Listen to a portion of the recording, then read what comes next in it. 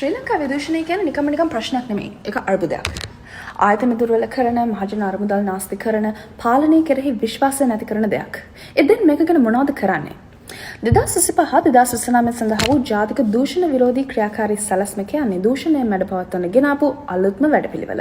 අලසෝ දූෂණ චෝදනා විමර්ශන කොමිසම විසින් නිර්මාණය කරපු මේක 2025 මාර්තු මාසයේදී කැබිනට් මණ්ඩලය අනුමත කළා. මේ 5 අවුරුදු සැලැස්ම නීතිය හිඩැස් වහලා විනිවිදභාවය වැඩි දියුණු කරලා දේශීය හා ජාත්‍යන්තර කොටස් කරන එක සාකච්ඡා කරලා තමයි නිර්මාණය කරලා තියෙන්නේ. මේ සැලැස්ම විමර්ශන වලින් එහාට ගිහින් සියාබක්වල කාර්යභාරය පුළුල් කරනවා.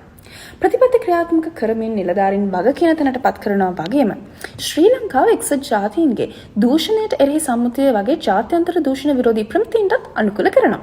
2019-2023 ජාතික ක්‍රියාකාරී සැලැස්ම මේකට අඩිතාලම දැම්මත් ඒක හිඩැස් ඉතුරු වෙලා තිබ්බා. අලුත් සැලැස්ම කලින් ගත් උත්සාහයන් මත ගොඩනැගිලා තිනවා වගේම රජයේ ආයතන හරහා දැඩි ක්‍රියාත්මක කිරීමක් සහ පුළුල් අධීක්ෂණයක් සාතික කරනවා.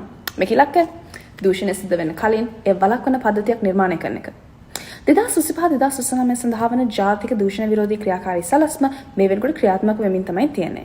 මේකේ සාර්ථකත්වය අදාළ නිලධාරීන්ගේ ක්‍රියාත්මක කිරීම, දූෂණ හා අලස් සිදුවීම් වාර්තා කිරීමේදී මහජනතාව දක්වන උනන්දුව වගේ දේවල් මත රඳා පවතිනවා. ඉතින් දූෂණයෙන් තොර ශ්‍රී ලංකාවක් හදන්න අපි හැමෝම එකතු වෙමු.